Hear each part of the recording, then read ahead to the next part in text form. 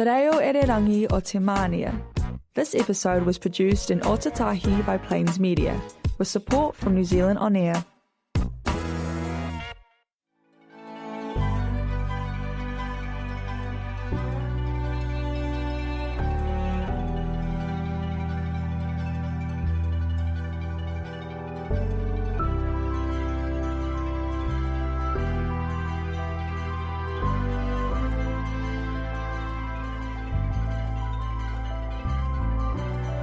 Welcome to Emergence News. Kia ora, my name is Nigel, and we're into May 2026 already. Welcome to the program. In the studio joining me are John. Hello.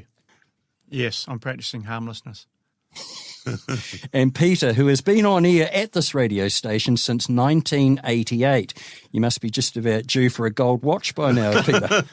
He must be 300 years old, Nigel, at least. I did get a gold disc at, when I got to 10 years, I think it was. It's hanging there in the garage. Highly valued in your garage. I was just going to say pride and place.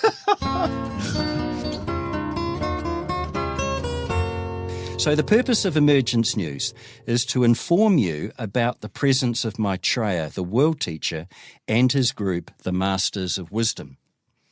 Some of the subjects we cover include meditation, the ageless wisdom teachings, and who has provided those teachings, that body of work to humanity since the late 1800s. Other subjects that we look at include political and economic, commentary of current events, and a big picture context to those events, and the difficult conditions and enormous changes in every department of life at the moment. Some other subjects we look at are the purpose and meaning of life, the seven rays, the science and technology of the future, reincarnation, karma, and a whole lot more, John. We cover quite a wide spectrum of philosophy, really. We're actually three blokes in a shed just talking about our topic. And our topic is enlightenment. Our topic is esoteric teachings. Our topic is the emergence of Maitreya, the World Teacher. And so we just sit around and talk about that, don't we, really? Yeah. That's what it is. And stare at Peter's gold record. And look at Peter's hanging gold record collection. in his garage. It's probably hanging from Fishgut. If you're interested, you can find us online at Plains Media. They have a website, that's Plains Media, here in Christchurch in the South Island of New Zealand, and also on Substack, where we have our own website. And coming up in just a moment, Peter, you've got a special interest story for us, and later on, from, 3 steps closer to God, you've got a message from one of the Masters of Wisdom. That's right, yes, the end of the Barbarian Age. Oh, I like the sound of that. Yeah, that sounds good, doesn't it? And John, you'll be looking at today. I'm just you've already told us. I'm just kicking my axe under the desk. I thought I had my Viking battle axe. I'm hiding it because Peter's telling me the age of the barbarian is coming to an end. I'll pull up my longboat. I've got my longboat outside. Welcome back to Emergence News. It's great to have your company, and the guys are in a wild mood today, so anything could happen. And we've got a really interesting, you've got a really interesting story from the continent of Russia, Peter. Yes, that's right. It's from a little republic in Russia. It's actually by the president of Kalmykia. And it's on the Caspian Sea, and it actually it's got Azerbaijan on one border, and I think Kazakhstan on the other border. So it's right there sharing the Caspian Sea with these other countries. So it's just a small state. Yes, that's right. Less than 500,000 people. Between those three countries, I think you said 275,000. Yeah, it's even smaller than Christchurch. I was going to say, between those three countries, it must be all the continents known to man. Well, this is those three republics that are Buddhist in Russia, and I found that quite interesting, just as an aside. But so they've done an interesting experiment with young people. When we were talking about that in our last program, and these people are under 25, and they spend a year learning how to govern their country. Oh. And so it's an interesting experiment, and they have advisors, obviously, that are in, the older category. But that's what I love about some of the smaller populations on the planet. You get the opportunity to undertake experiments like that. For example, there are smaller countries like Norway and Ireland that have experimented with the concept of a UBI. I also think in a smaller country, the politicians are probably able to take the pulse of the nation a little bit more accurately. Yes, exactly. Even though we're a small country, and it would appear our political class have not. But I would have to say... Not a good example. Not a good example. Those smaller countries seem able to pull stuff off, don't they? Yeah. So actually, Peter, they're practising democracy over there. Well, yes, they are. Actually, I just Dirty word. I just mentioned the UBI, and it's a universal basic income. Yep. But I noticed this week, Peter, is that Mexico are universal healthcare. Are going on with a universal healthcare plan. Yeah. Oh, great. Terrific. UBI, last program we talked about things that were mainstream now and were Seemed not 10 radical. years ago. UBI, if you'd have said to people UBI 10 years ago, they'd have locked you up for being a communist. Right? Now, UBI is all over social media. And it's a concept that is suddenly growing out of nowhere. And I read somewhere, and my brain is not working, but I read somewhere that if you do the math on UBI, you can save money elsewhere, right? If you just give people a fixed income that they know is going to arrive, their health issues get better. Your homelessness disappears. There's just all sorts of welfare issues. So many benefits. There's so many benefits. There was a politician, Peter Dunn, New Zealand politician. Yes. 15 years ago, he tried to talk about a universal basic income as a policy, economic policy, when United Future were a coalition partner with Labour. He got laughed out of Parliament. I was going to say, have they found his body yet? But he was just 15 years too early, wasn't he? Oh, Bernie Sanders, his ideas 10 years ago. Yeah, but he was on the verge of being arrested, I'm sure, right? Now he's almost mainstream. But he's like Peter, he's ageless. Have you seen him recently?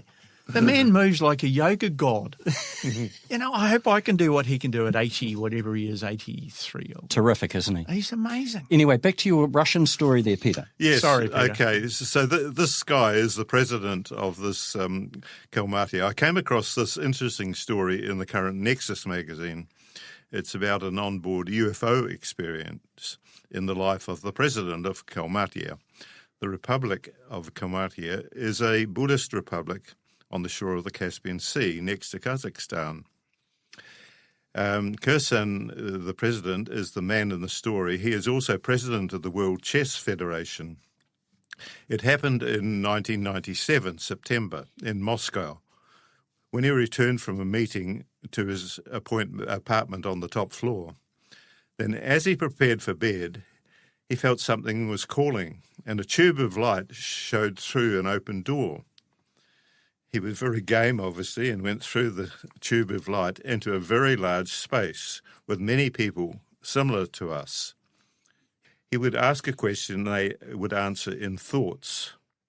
He asked why they didn't connect to our TV screens, because everyone around them was on screens and they were doing what looks like computer work, to let people know that they were here. They looked at him and said, "It is still too early. Your people haven't reached the level of development to talk to us." He said, "We have internet, TV, space. What more do we need?" He says, "Do you converse with ants?" I found that so funny. We think we're so smart and we don't know anything. But we know nothing about life, really. We don't know anything about our own planet. Yeah. Really? Yeah. I was a little bit interested in the latest NASA thing. And basically our idea of space travel is strapping a huge fuel tank onto your back and lighting it and exploding you into space and then hoping that you'll get back. That we flicked you in the right direction and the gravity of the next body will bring you back. Wow. I mean, it's primitive. And you see the conditions these astronauts live under. They're in a tin can. It's primitive. Yeah. No ping pong table, no gym, no nothing. And how do they go to the toilet? Oh, yeah, well, there was some discussion on that, and it's not pleasant. No. So it's primitive. Come on. You know, I was at work and all the IT guys at work were watching it on television, you know, and it was a skyrocket smoking up into the sky and this bright sort of light. And it was like watching paint dry. And I said to one of the guys, "What are you watching this for?" He said, "Oh, it's technology at its best." And I went, "Oh, you poor thing. You know, can you levitate? Can you teleport? No, you can't do all of that." No, we've got a long way to go. The technology of light, it won't be made available to us until we actually grow up. Yeah, that's right. Exactly. Yeah. Just so funny to me. Do you converse with ants? No, we didn't even think about it. No. Did we? Well, that's the problem. That's actually the problem. And we don't consider think about ants a problem. We consider them a Yes. pest and a problem. That's right. You know? We don't coexist. No, we and just get a spray can out. I know, and I love that idea of what we classify as weeds as a growth that we can't make a buck out of. It therefore falls into the pale Yeah, good point, of John. weeds. It's a weed. I can't grow it and make a buck out of it. It's a weed. I've gone back to harmlessness because, and I'm going to preface this a little bit, because for some reason I've always thought if you behave yourself and if you do the spiritual practices, i.e. meditation, everything will come right, everything will unfold. And I don't want to start an argument with the TM organisation, but I think I picked that idea up from practitioners of TM, that all you had to do was the program. And a program is TM speak for the meditation process that you're currently trained to do. I'm not sure that it's the overarching philosophy behind TM, but what people that are doing TM seem to think is that all they need to do is the program, right? And I think that's where I picked that idea up from. Krem has a very different approach. He says that meditation is part of the equation. It's part of the toolbox. Because it brings in soul contact. But he said the real process is service. And you have to make a decision about service. So I've suddenly kind of thought about, actually, the life we want takes focus and practice. Doing your program, even if it is transmission or TM or whatever, may not be enough. You have to pick up and practice skills. And it would appear that harmlessness is one of those skills that you have to practice. It doesn't just happen, right? Oh, I'm meditating twice a day. I must be harmless. Well, maybe not. Okay. Well, being harmless sounds so simple, but it's actually in practice.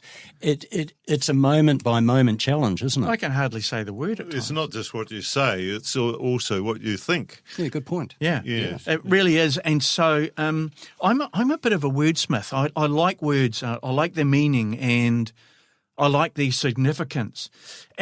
But the word harmlessness is a real mouthful for me, and I almost can't say it. It's a chunky word. It's a big word.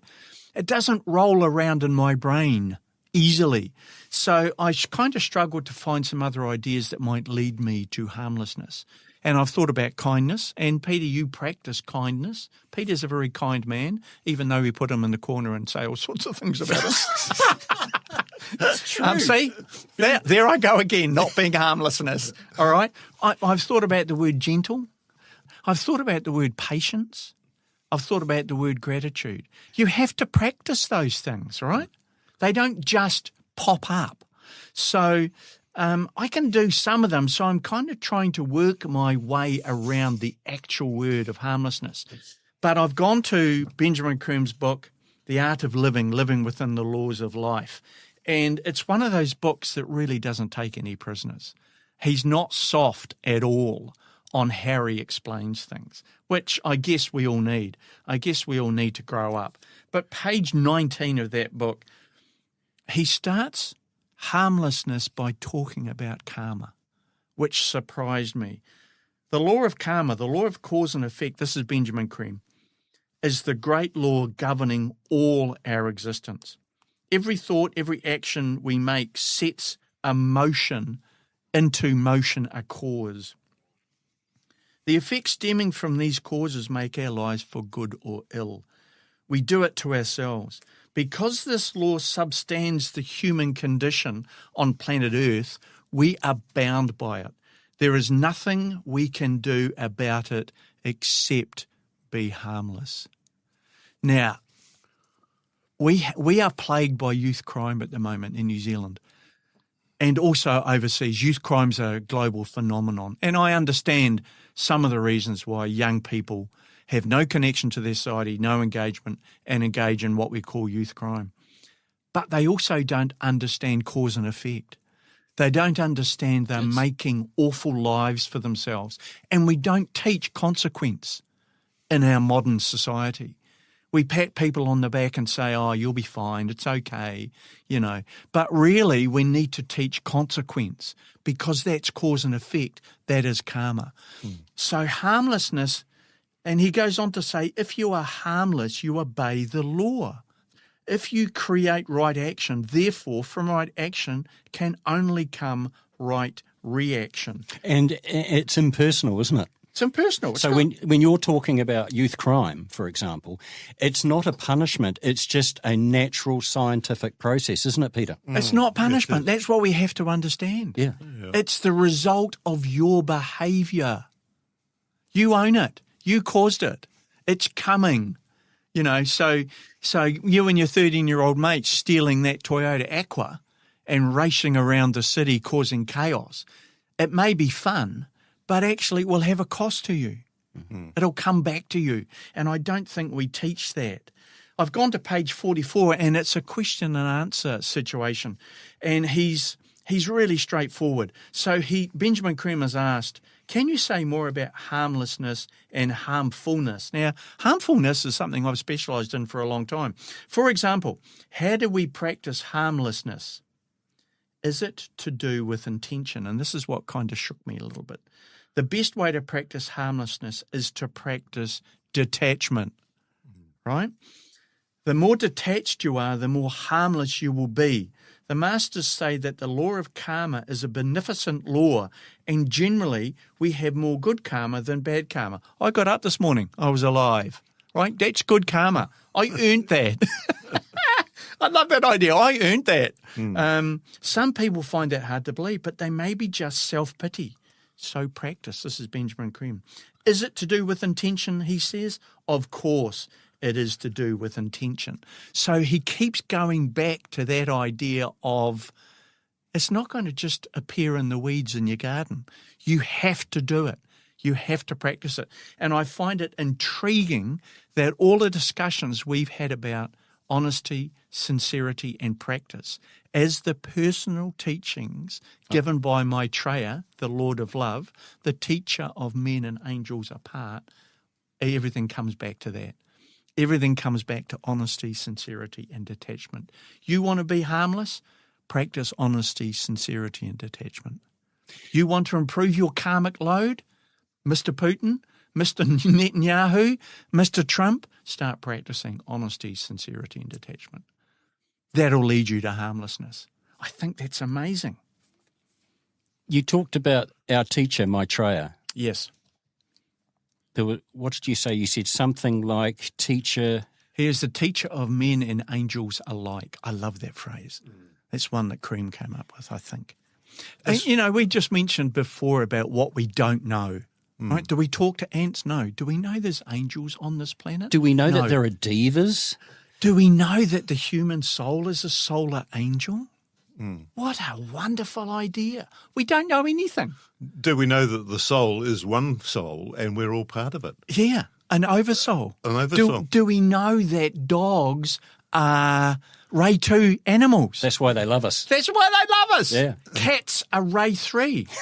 That explains everything. It explains everything. Quite aloof, aren't they? You, listeners, if you want to know what Array 3 is, look it up in Benjamin Creme's teachings and wonder why your cat is so awful about you.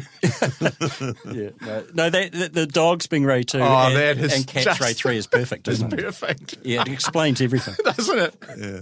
I might write a book called... No, stick to radio. Dogs are Ray 2, cats are Ray 3. What a great title for a book.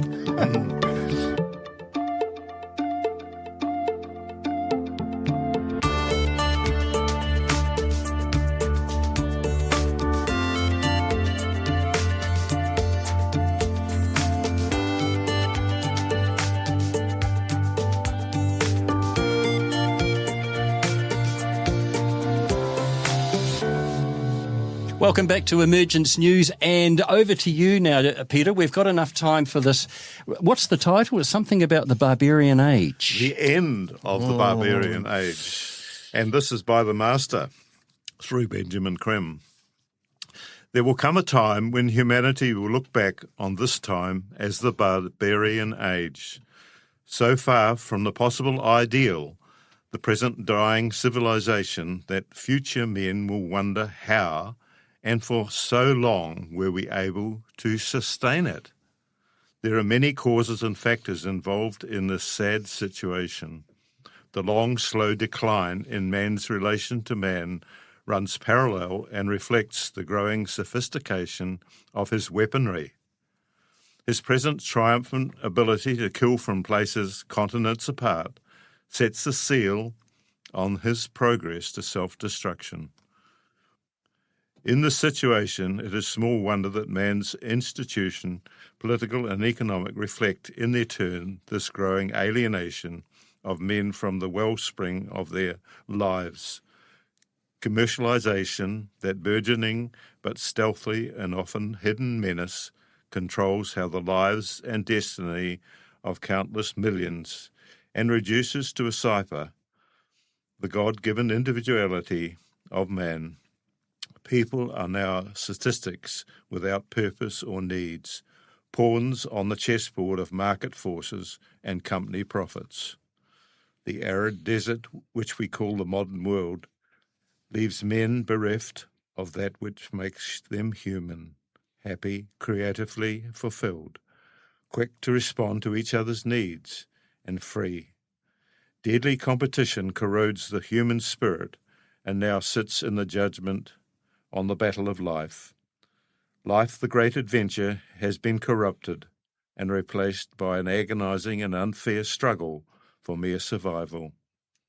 To be sure, these dire conditions are not everywhere and uniformly present, but for vast numbers they represent the reality of their lives. And unless men change direction, they can only worsen. When Maitreya enters openly the world arena, he will show men that such a life of pain and struggle is not inevitable, that another way is theirs by right, if it be their will. He will show that already, amid the chaos and mounting greed, men are reacting against such weakening of the sacred ties of life, that great new forces are generating new beginnings, and that out of the present turmoil is gradually emerging a higher inner demonstration of the inborn capacity of man to meet the challenges of his time and to overcome his difficulties.